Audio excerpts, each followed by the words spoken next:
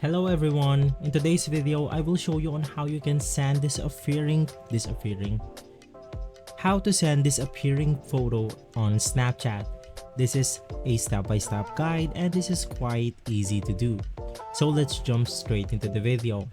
Now of course the first thing that you want to do is to open up the Snapchat application right here. And once inside, you can just go ahead and choose a photo from your gallery, or you can just go ahead and take a photo instead. In my case, I'll go ahead and do that.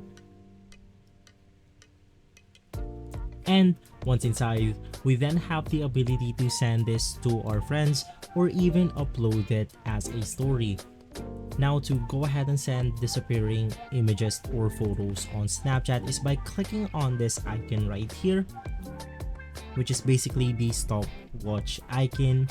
And once inside, we can then go ahead and choose whether we want our photo to disappear or not. In here we have the ability to set it up to 10-second max and 0.10 seconds at the minimum. I'll just go ahead and click on 10 seconds or right here, and all you have to do is to send it to someone. So guys, if this video has been helpful for you, please consider by liking and subscribing. I'll make sure to see you again next time, and as always, thank you.